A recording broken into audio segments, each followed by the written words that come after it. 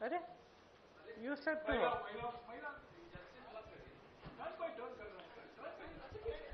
Letter. Ma'am sir महिला ही है इधर भी, वो भी और मैं भी।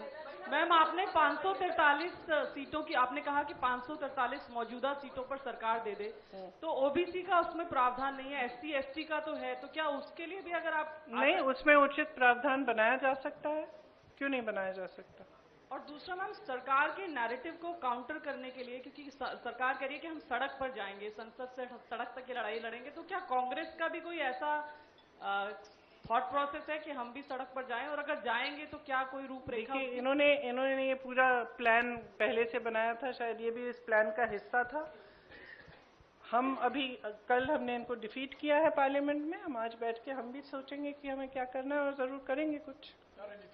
प्रियंका जी, सरकार कह रही है कि आप महिला विरोधी हैं, आप कह रहे हैं कि 543 सीटों पर 543 सीटों पर 33%। मैंने तो लड़की हूँ, लड़ सकती हूँ किया। 40% ये महिलाओं को सवाल था उत्तर मेरा। प्रदेश में लड़ाया, वो अलग बात है कि एक ही जीती उसमें से। वो अलग बात है, लेकिन एक निजाम आपने सेट किया। लेकिन यही सवाल था मेरा कि लड़ाई अपनी जगह है, क्या देश की सबसे पुरानी पार्टी ये कानून लागू हो या ना हो, सबसे पहले ये कर सकती है, ये ऐलान कर सकती है कांग्रेस की आने वाले चुनाव में हम बिना कानून के आए हुए 33% आरक्षण महिलाओं को दे देंगे? देखिए, हमारी आशा ये है कि आने वाले चुनाव में वैसे भी 33% महिलाएं चुनाव लड़ेंगी, और हम कह रहे हैं बार बार विधेयक लाइए, दोबारा से लाइए, हम उसको पास करेंगे, पारित करेंगे आपके साथ।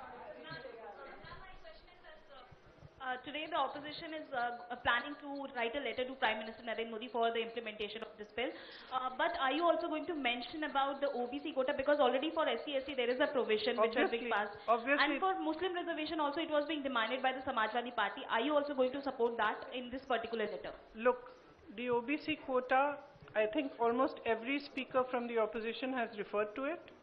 We are all saying that if there are women's reservations, just like there will be 1/3 reservations in the ST and the SC, there has to be a OBC reservation which is commensurate to the number. That's it. We are saying it again and again. Priyanka ji पूछ रहे हैं, कुछ पूछ रहे हैं। प्रियंका जी मेरा नाम, एक मिनट, इन्होंने शुरू कर लिया था। प्रियंका जी मेरा नाम पूनम है और मैं अमर उजाला से जीत हूँ। गई। प्रियंका जी मेरा सवाल ये है कि परिसीमन 2026 तक फ्रीज था, अब वो परिसीमन खुला है।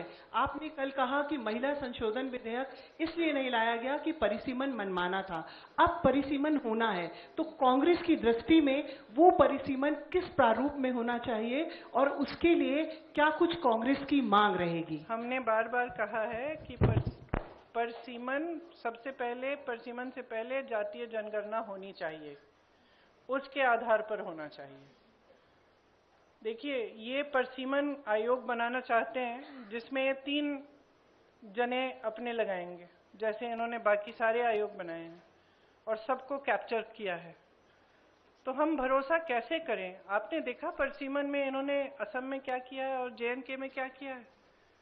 विपक्षी दलों के नेताओं की सीटों का विभाजन, अपनी मनमानी से काट-पीट। JNK में कुछ सीट ऐसी हैं जहां एक जगह एक हिस्सा इधर है, एक हिस्सा उधर है, सिर्फ अपनी सत्ता बनाए रखने के लिए। कौन भरोसा कर सकता है? जनता भरोसा नहीं कर रही है। आप कह रहे हैं कि हम भरोसा करें उनकी।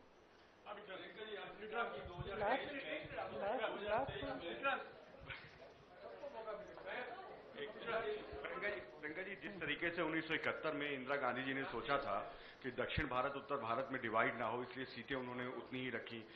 इवन 2001 में अटल बिहारी वाजपेयी ने भी यही सोचा कि दक्षिण भारत उत्तर भारत के बीच में डिवाइड ना हो, उन्होंने भी फ्रीज रखा।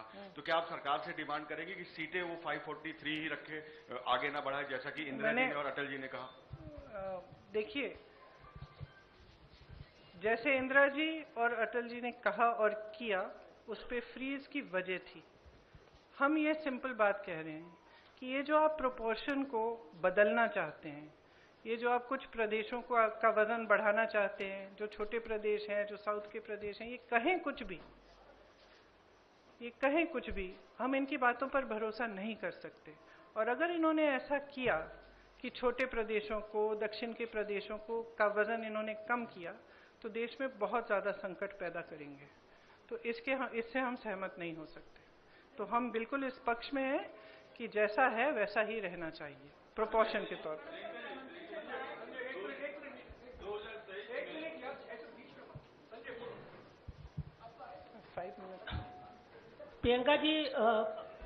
प्रियंका जी आपने कहा और विपक्ष लगातार कहता रहा है कि लोकतंत्र जो है वो खतरे में है।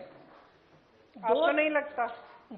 मैं आपसे सवाल कर रहा हूं कि 2 साल पहले विपक्ष की एकता दिखी थी संसद में और 2 साल के बाद वो लगातार डवाडोल दिखी, इस बार फिर दिखी है।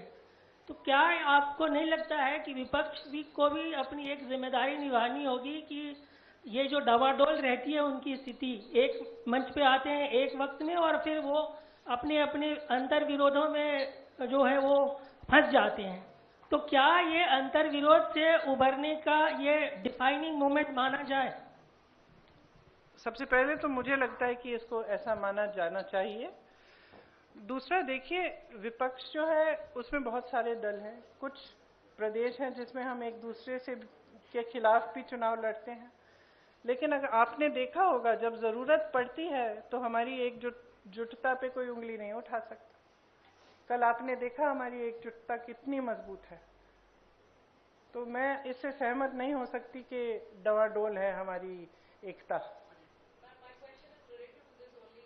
Answered, but related to this only, that do you think for the elections in states or at the center, this unity will be seen in future? As you've just mentioned that this unity has only been able to defeat this government. I think there are certain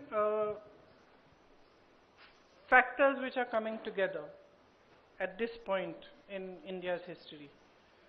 As I said, one is the international pressure on the government, which is very visible by the actions they are taking, which are not necessarily in the interest of the nation. In fact, many of them are not. There is more stress on people. Prices are rising. Other factors are coming into play. Prices are rising immensely. Difficulties are becoming greater. And I think that at this time, the opposition has shown its unity. It's not just the fact that we are united as an opposition, it is also the fact that there is a mood amongst people. They are fed up of lies, they are fed up of all this, I'm sorry to say, but they see through also, I'm sorry to say, but a lot of the sort of media propaganda. They see through that as well. They are looking more towards finding out the truth. And I think the opposition, in the actions that we took yesterday in Parliament, we have stood for the truth, we have stood for the Constitution, we have stood for the nation, and we have stood as one. I think that this is a moment that we should all recognize.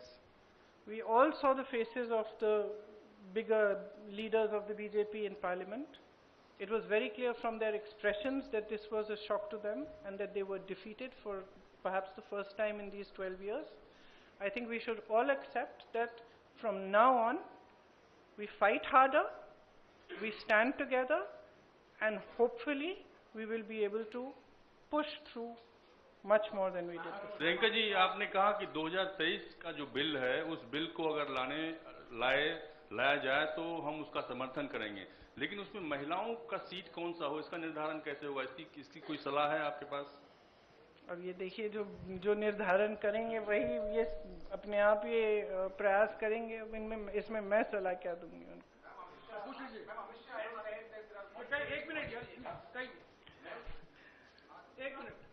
Ma'am Amit Shah कह रहे हैं कि हम तो भरोसा कीजिए, मोदी जी कह रहे हैं कि मैं ओबीसी और अपने गरीब वर्ग से आता हूँ, जब हकीकत है कि देश की आबादी आज भी SC ST OBC बहुत ज्यादा है। ये कह रहे हैं कि ब्लैक डे है। मैं कह रहा हूँ क्या उन महिलाओं के साथ ये धोखा नहीं था जिन महिलाओं को SC ST OBC का रिजर्वेशन नहीं मिलता, क्यों कास्ट सेंसस से बच रहे हैं? वही तो मैं कह रही हूँ, पिछले आधे घंटे से धोखा ही था। Amit Shah has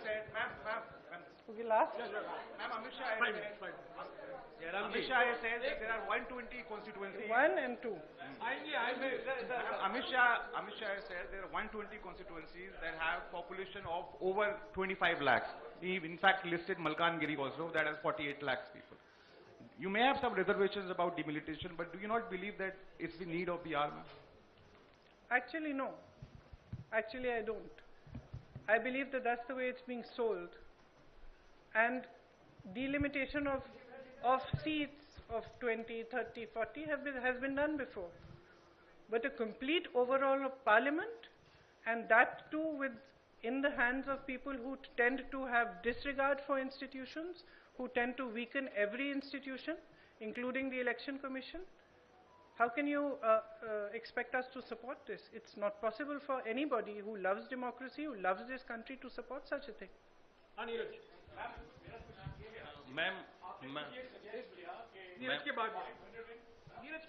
No, he's asking. आपने कुछ सजेस्ट किया अभी कि ये परिसीमन था, दरअसल ये महिला आरक्षण के लिए नहीं था। तो ऐसे में अब ये प्रश्न हो जाता है कि सीटों की संख्या को शायद 543 पे लड़ना नहीं चाहते, 850 पे लड़ना चाहते हैं।